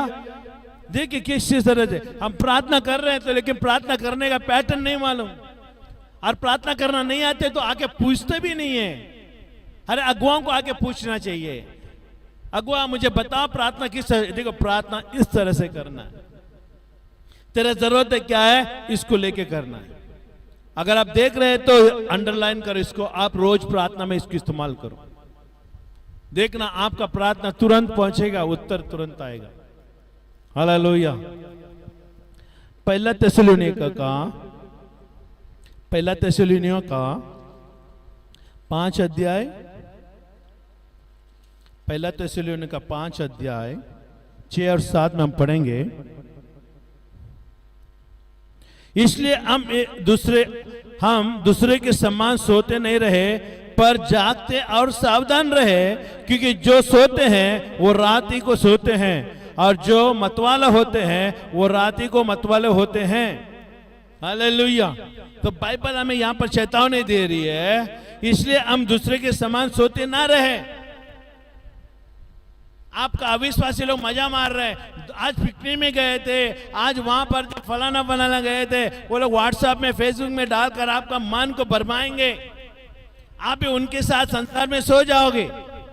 लेकिन बाइबल बताती है तुमको परमेश्वर ने चुना है, परमेश्वर ने कुछ उद्देश्य के लिए चुना है, कुछ मकसद के लिए चुना है, कुछ काम के लिए चुना है जो आने वाले दिनों में परमेश्वर करेगा। उसके लिए आप तैयार रहो। और तैयार किस तरह रहना है? सोते हुए नहीं रहना है, जागते रहना है। और जागने के लिए क्या करना पड़ेगा? प्रार्थना करना पड़ेगा। जागते रहो का मतलब है प्रार्थना करते रहो। नहीं, मैं नहीं सोता, मैं जागते रहता, रात को भी जागते रहता, दिन को भी तो ठीक नहीं रहेगा तेरा तबियत, डॉक्टर के पास जाएगा, हॉस्पिटल में एडमिट करना पड़ेगा, फिर नींद का गोली खाना पड़ेगा फिर। लेकिन प्रभु कहते हैं यहां पर आत्मा में प्रार्थना में जागते रहो। भले शरीर कमजोर है लेकिन आत्मा बलवान है, और आत्मा में प्रार्थना करते रहो। जब सोते समय भी मन में परमेश्वर को धन्यवाद देते रहो कि परमेश्वर मैं प्रार्थना करता हूं, सोते समय, जागते समय, उठते समय, आते समय मैं प्रार्थना करते रहूंगा। जागते रहना जरूरी है, हर बात का खबरी रखना जरूरी है, संसार में क्या हलचल हो रहा है उसके बारे में जानना जरूरी है, क्योंकि हम आत्मिक राज्य में जुड़े हैं। संसार का हलचल हमें बताती है कि आत्मिक राज्य कितना निकट है। अगर तो संसार में न्यूज नहीं देख रहा, दुनिया में हलचल क्या हो रहा है वो नहीं मालूम, तो अपने दुनिया में है, तो परमेश्वर आएगा तो भी तुम्हें मालूम नहीं पड़ेगा, तो यहीं पर रह जाएगा। दुनिया का हलचल को भी जानना जरूरी है। बुद्धिमान व्यक्ति हर बातों के ऊपर निगरानी करता है। हालेलुया। इसलिए हम एक दूसरे के समान सोते ना रहे, पर जागते रहे और सावधान रहे। देखना, जागना, प्रार्थना करते रहना है और सावधान भी रहना है, नजर लगा के भी रखना है। प्रार्थना करने के बाद बेफिक्र नहीं रहना है, बाकी काम परमेश्वर करेगा, नहीं, बाकी का काम भी तुमको ही करना है। हालेलुया। कोई भी काम परमेश्वर नहीं करता, सब कुछ हमको करना है, क्योंकि परमेश्वर को नहीं जाना है स्वर्ग में, हमको जाना है स्वर्ग में। Hello, hallelujah. और यीशु मसीह आएगा, क्या है वो मेरे लिए आएगा, ये बातें मान के चलना है। भले संसार के लिए नहीं आ रहे, लेकिन मेरे लिए बादलों में आएगा और मैं जागरूक रहूंगा, तैयार रहूंगा यीशु को मिलने के लिए। यीशु मुझे लेने के लिए आ रहे हैं, बोलो यीशु मुझे लेने के लिए आ रहे हैं। मैं तैयार रहूंगा आत्मा में प्रार्थना करते हुए। हालेलुया। जब तुम तैयार नहीं रहेगा तो यीशु मसीह आएगा कैसा? तैयार वाले व्यक्ति को यीशु मसीह आके लेके जाता है। हालेलुया। इसलिए एक दूसरे को सोते रहो, परंतु जागते रहो, सावधान रहो, क्योंकि जो सोता है वो रात ही को सोता है। रात का मतलब है अंधकार। हेलो, रात का मतलब है अंधकार, शैतान का राज्य में दबा हुआ व्यक्ति।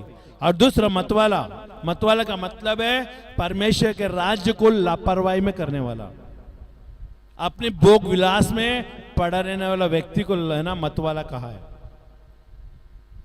मतवाला खाली दारू पीने से नहीं होता, मतवाला नाना प्रकार की संसार की चिंताएं, संसार की चीजें उसको कब्जा करते हैं ना, उसमें मतवाला। कोई पैसे का मतवाला है, कोई प्रॉपर्टी का मतवाला है।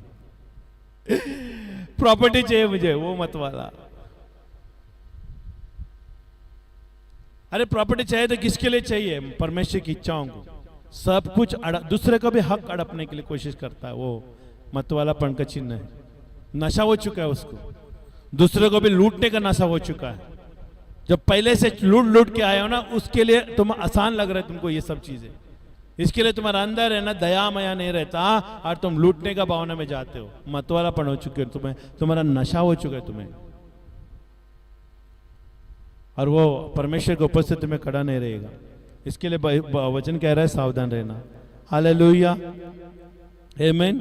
आपको मालूम है जब रूत ने, आमीन, हालेलुया, नहीं सॉरी, एस्तर ने, जब एस्तर ने यहूदी लोगों को मारने के लिए राजा ने हुक्म निकाला, ये उसने सुना, तो मुर्देकाई ने कहा राजा के सामने जा और उसको विनती कर कि यहूदियों को नहीं मारे, छोड़ दे। लेकिन एस्तर कहती है मैं कैसे जाऊं, वो महल में, वो उसकी सियासत में नहीं जा सकता, कि ये जो भी है ना उसकी इजाजत में नहीं, इजाजत के बगैर जाता है उसको मौत उसको मिलती है। लेकिन एस्तर कहती है तुम मेरे लिए प्रार्थना करना। देखना, एक दूसरे के सामर्थ्य किस तरह से आती है, एक दूसरे का जान बचाने का तरीका क्या है। एस्तर कहते हैं मुर्दकाई को, सारे लोगों को उपवास प्रार्थना, 3 दिन तक कुछ नहीं खाएगा, उपवास और प्रार्थना में लगा रहना। मैं भी उपवास और प्रार्थना में लगी रहूंगी, मैं भी कुछ नहीं खाऊंगी, मैं राजा के सामने जाऊंगी, भले मर भी जाऊंगी तो भी मैं राजा के सामने जाऊंगी, लेकिन उपवास और प्रार्थना जरूरत है। वो जा सकती थी, वो औरत थी, राजा का वो रानी थी, वो रानी थी, वो रानी जा सकती है इजाजत के बगैर, परमिशन के बगैर जा सकती है, लेकिन नहीं, वहां पर नियम था। वो जा सकते थे लेकिन उसके लिए वो नहीं, लेकिन मेरे लोगों को बचाने के लिए मुझे योजना बनाना पड़ेगा। वो क्या योजना था? उपवास और प्रार्थना। उपवास और प्रार्थना हर बंद दरवाजे को खोल देता है, कठोर मन को भी नम्र कर देता है। जब ये एस्तर ने उपवास और प्रार्थना किया, और जब उपवास और प्रार्थना करने के बाद वो ठान गई कि आज मैं राजा के भवन में जाऊंगा, आमीन, और वो गई, दरवाजा खोलकर वो गई, और सारे सेनापति लोग कह रहे थे ये गलत है, गलत है, गलत है, ये राजा का शासन के विरुद्ध में ये तेरा औरत कर रही है, रानी कर रही है, ये प्रोटोकॉल के विरुद्ध में है, ये नियम को धज्जे में उड़ाने वाला काम इससे किया है।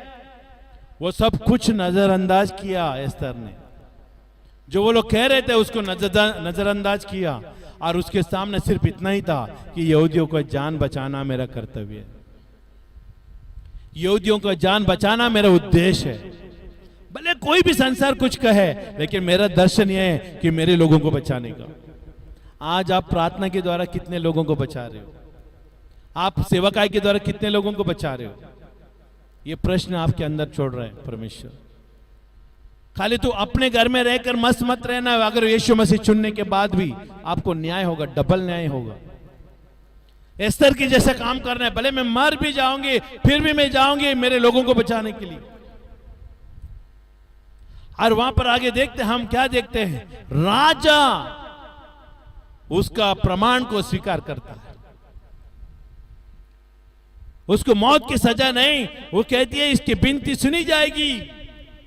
और हम बाद में हम देख सकते हैं वो किताब में, और एस्तर की बातें सुनी गई, और इस तरह से सुनी गई कि पूरा यहूदियों को बचाया गया, और जो यहूदियों के विरुद्ध में षड्यंत्र रचा था उसको फांसी दी गई। दुश्मन धर्मियों को मारने के लिए आया था, लेकिन परमेश्वर ने दुश्मन को इस तरह से फंसाया और उसको खुद को फांसी लगा दिया। परमेश्वर युक्ति करने वाला प्रभु है। प्रार्थना करोगे परमेश्वर युक्ति बनाएगा, लेकिन अगर प्रार्थना नहीं करोगे परमेश्वर तेरे लिए युक्ति करने के लिए असफल रहेगा, क्योंकि तुम खुद परमेश्वर को असफल कर रहे हो तुम्हारे पास आने के लिए। सुन रहे ध्यान से? हालेलुया। 4 टाइप का प्रार्थना होता है। एक होता है प्रार्थना आशीष के लिए, प्रार्थना पश्चाताप के लिए, प्रार्थना होता है धन्यवाद देने के लिए, और प्रार्थना होता है चौथा मध्यस्थी के लिए। आशीष के लिए प्रार्थना,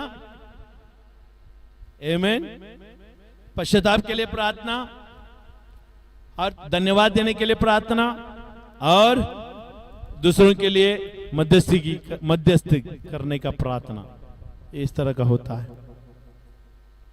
आमीन। लास्ट में हम देखेंगे इतिहास का पहला इतिहास,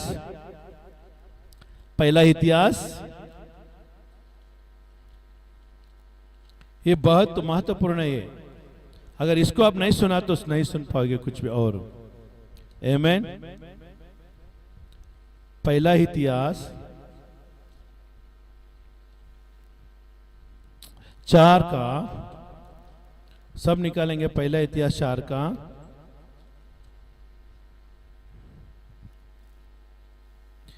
9 और 10 हम देखेंगे। याबेस अपने भाइयों से अधिक प्रतिष्ठित हुआ, और उसका माता ने ये कहकर उसका नाम याबेस रखा। कितने लोगों को मालूम है याबेस का मतलब क्या है? याबेस की मतलब क्या है? याबेस का मतलब है दर्द, पीड़ा, पेन।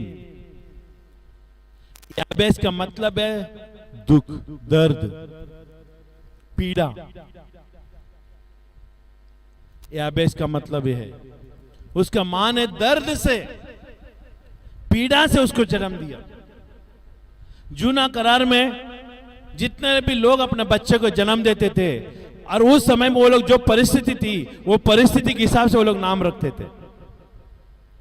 अभी इसकी मां दुख में, व्याधि में, पीड़ा में है, और ये बच्चा जन्म रहा है, तो इसने याबेस रख दिया। मतलब मैं दर्द से जन्मी हूं, इसको पीड़ा से जन्मी हूं, याबेस रखा। और आगे देखिए क्या लिखा है, याबेस ने अपने भाइयों से अधिक प्रतिष्ठित हुआ, और उसका माता ने यह कहकर उसका नाम याबेस रखा, मैंने उसे पीड़ित होकर उत्पन्न किया। देखा, पीड़ित होकर, दर्द होकर मैंने उत्पन्न किया, इसके लिए उसका नाम याबेस रख दिया। याबेस ने इस्राएल के परमेश्वर को यह कहकर पुकारा। देखा, याबेस ने परमेश्वर से प्रार्थना की। बाइबल बताती है याबेस ने परमेश्वर से प्रार्थना की, भला होता कि तू मुझे सचमुच आशीष देता। अभी प्रार्थना में क्या डाला उसने? प्रार्थना है एक, देखिए प्रार्थना एक है ना, कटोरा है, उसका अंदर आपने कुछ डाला है, और सामग्री क्या डालना है? आमीन। मिर्ची मसाला, हर चीजें है ना, लवंग, तेज पत्ती। वो सलन को अच्छा बनाने के लिए क्या चाहिए? आप सारे इंग्रेडिएंट को डालना पड़ता है। प्रार्थना बोलने से, प्रार्थना में प्रार्थना किया, लेकिन प्रार्थना के अंदर तुमने डाला क्या? निवेदन क्या डाला? ये है, भला होता कि तू मुझे सचमुच आशीष देता। क्यों? क्योंकि वो आशीष रहित था, वो बरकत नहीं था उसके अंदर, उसका परिवार गरीब थे। अभी इसके लिए उसने आशीष मांगा ना। आशीष कौन मांगता है? धनवान वाला व्यक्ति आशीष नहीं मांगता। अरे पैसे के लिए मुझे मत बोला, पैसे मेरे पास बहुत है, मैं पैसा को मांगना नहीं चाहता, क्योंकि जो चीज है वो कोई नहीं मांगता, जो नहीं है वो चीजें मांगते हैं। और आशीष यहां पर मांग रहा है। आमीन। देखिए वो गरीब था, है ना, और परमेश्वर से क्या कर रहा है? ये परमेश्वर है ना, ये याबेस ने इस्राएल के परमेश्वर को यह कहकर पुकारा, भला होता कि तू मुझे सचमुच आशीष देता, क्योंकि तू मेरे पीड़ाओं को जान प्रभु, मेरे गरीबियों को जान। मेरे परिवार में देखो कितना गरीब हो गए हैं। और उसने जाकर परमेश्वर से प्रार्थना किया। आपका छुटकारा कहीं और से नहीं है। आप भले तकलीफ में किसी से उधार ले लेना, वो उधार का सॉल्यूशन नहीं है।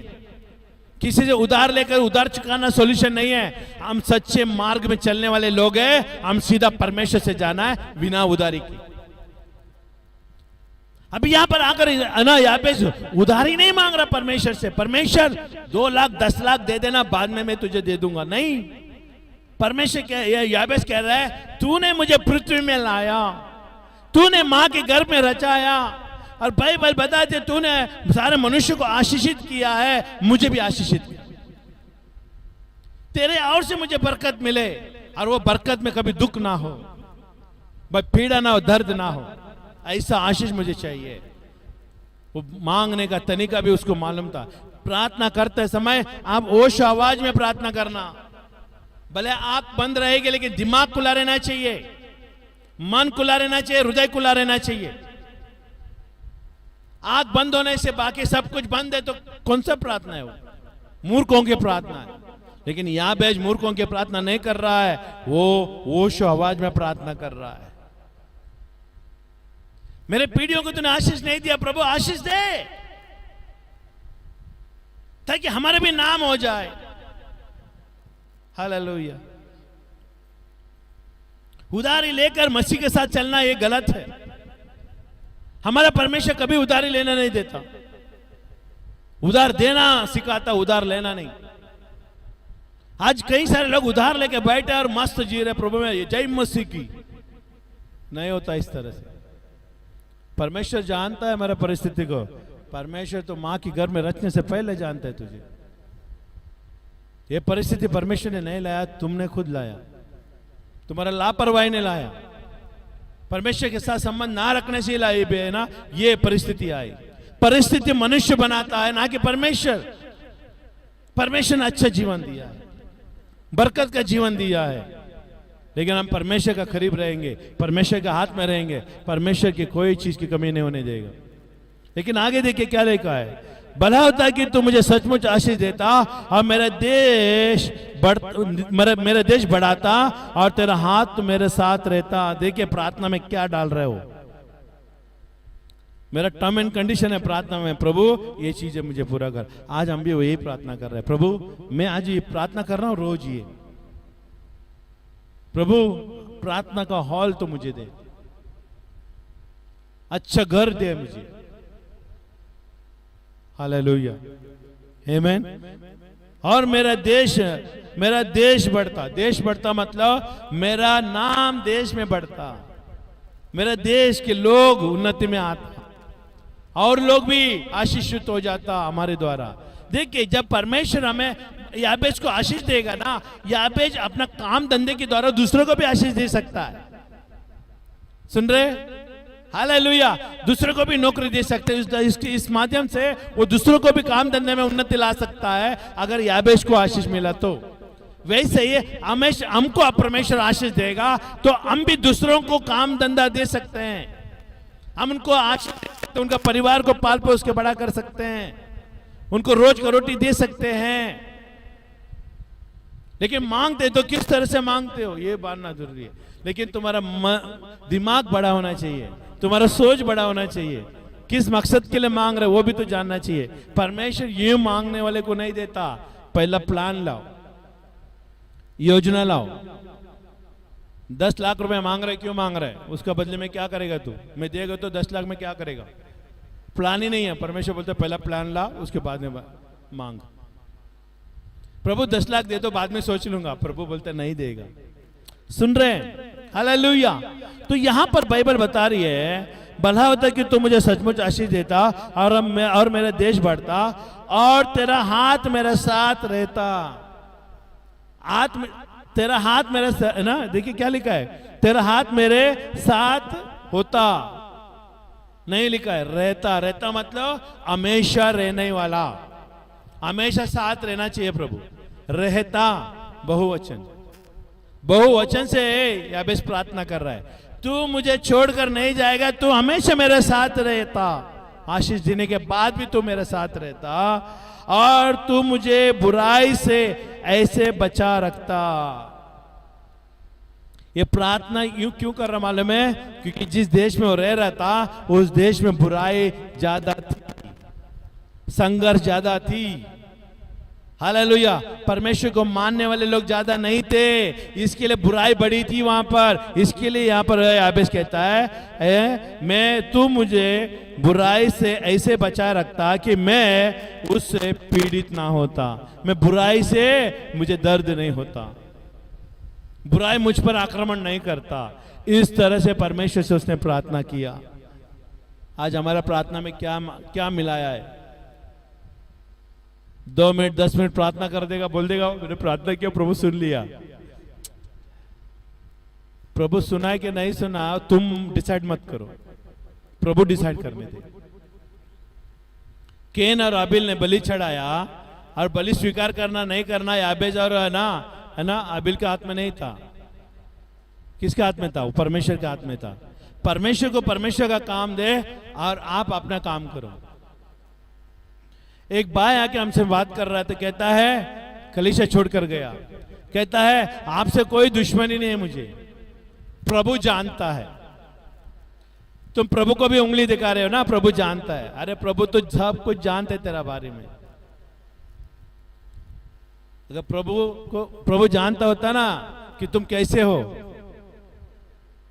तो तुम छोड़ के नहीं जाता और दूसरों को बुराई बोल के नहीं जाता, खचड़ा डाल के नहीं जाता।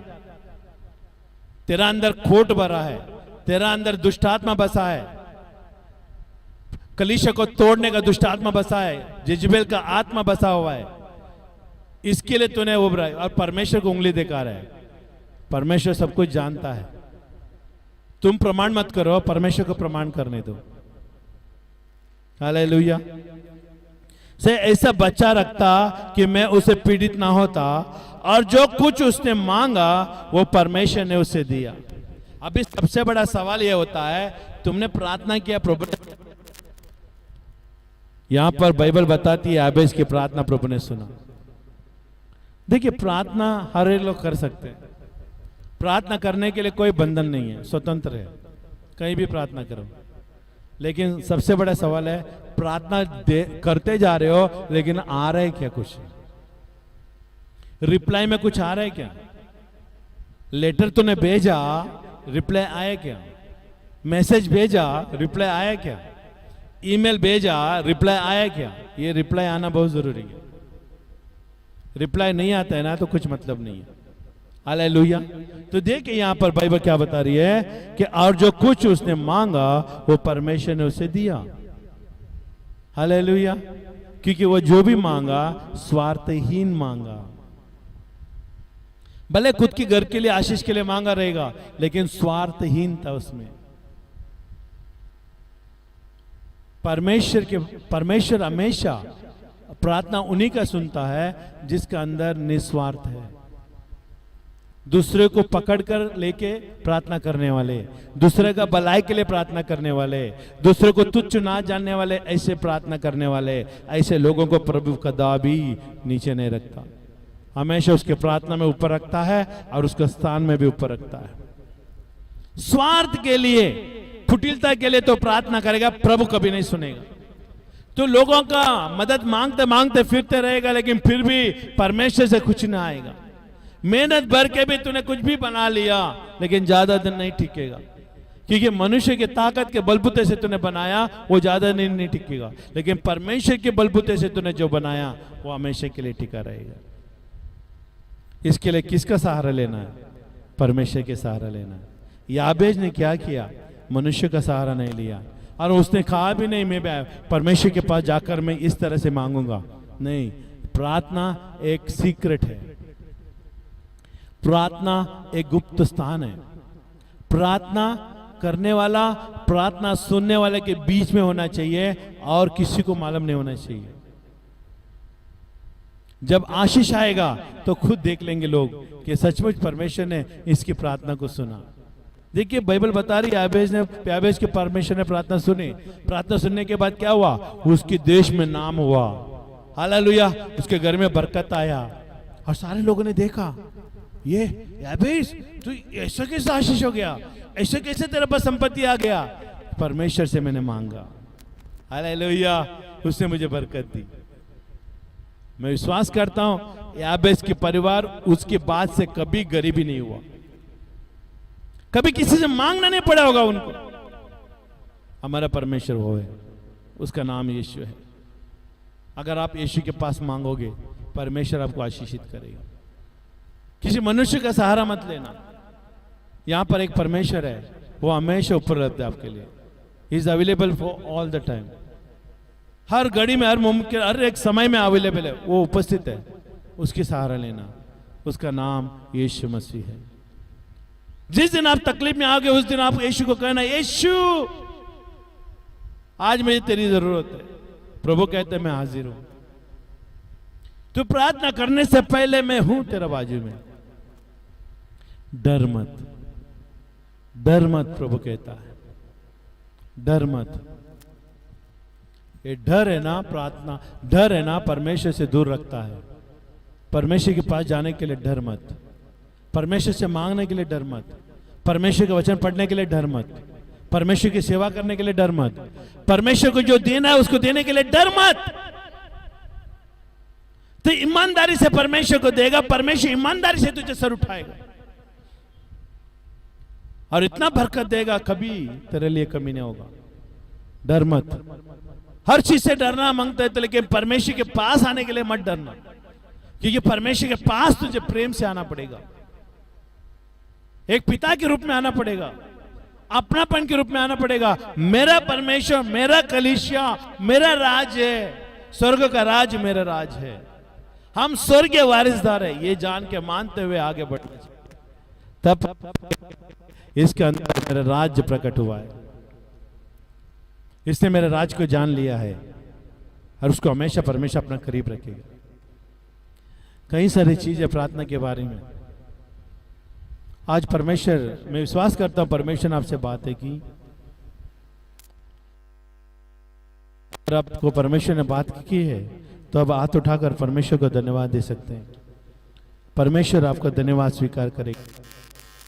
याद रख के बाइबल में लिखा है, तेरा निवेदन प्रार्थना और विनती और धन्यवाद के रूप में प्रकट हो, उसके अलावा किसी और से प्रकट ना हो, क्योंकि उसी के माध्यम से परमेश्वर आशीषित करता है। अब हम प्रार्थना करें। पिता, मैं धन्यवाद देता हूँ इस सारे वचनों को सुनने के लिए प्रभु, हर एक को प्रभु समय दिया और मन को खोला और सुनने के लिए कान दिया, इसके लिए मैं धन्यवाद देता हूँ। हम प्रार्थना करते यीशु के नाम में, किसी के भी अंदर प्रार्थना के ना कर रहे हो, प्रार्थना नहीं हो पा रही है, प्रार्थना करने में अड़चने, रुकावटें, बंधन है, टूट जाए यीशु के नाम में। इसी समय प्रार्थना के विरुद्ध में जो यीशु मसीह के द्वारा, यीशु मसीह के साथ प्रार्थना करने से, पवित्र आत्मा के द्वारा प्रार्थना करने से रोक रहा है, वो सारे दुष्ट आत्मा का बंधन नष्ट हो जाए यीशु के नाम में। इसी समय नष्ट करते वो आग को बेचे यीशु के नाम। Catch fire in Jesus name. Yeshu के नाम में आग लग जाए उस सारे दुष्ट आत्मा का कामों के ऊपर, और उन सारे लोगों को हम स्वतंत्र करते यीशु के नाम। शैतान के चुंगलियों से हम बचाते यीशु के नाम, छुड़ाते यीशु के नाम, अभिषेक करते, यीशु का लहू लगाते। इस समय हम धन्यवाद देते प्रभु, अरे कुछ सुनने के लिए कान दिए, और विश्वास करते हैं कि वो लोग प्रार्थना करने सीख के और प्रार्थना सामर्थ के रूप में करेंगे प्रभु, आपकी आत्मा के द्वारा। इसके लिए मैं धन्यवाद देता हूँ। सारा महिमा गौरव हम आपको ये देते, यीशु के नाम से हम प्रार्थना करते हैं। आप अपने दान और दशमांश को अपना हाथ में उठाइए। आप परमेश्वर को देने के लिए कभी कंजूस ना कीजिएगा। अगर आपका पगार सही में इतना आ रहा है, आप बोलेंगे मेरा पीएफ कट रही है, वो कट के ये कट के इतना हाथ में आ रहा है, वो परमेश्वर का मामला नहीं है। परमेश्वर का मामला है कि आपके नाम से कितना पगार निकल रहा है, आपके नाम से कितना पगार आप पा रहे हो, उसका दशमांश परमेश्वर का हक है,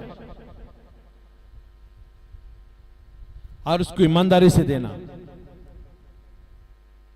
अब परमेश्वर को देने वाला कभी गरीबी में नहीं रहता, क्योंकि उसका हक है, आप परमेश्वर को दो। और बाइबल बताते हैं मलाकी 3:10 में, सारे दशमांश को उठाने का बेट को मेरे भवन में लाओ, ताकि मेरे भवन में भोजन वस्तु रहे। और इस तरह से तू करके देखना, तो मैं तेरा दुश्मनों को नीचे करूंगा और आकाश के झरकों को खोलकर तुम्हारा परंपर का आमेन। ऐसा करके परमेश्वर ने कहा मुझे फर्क हो।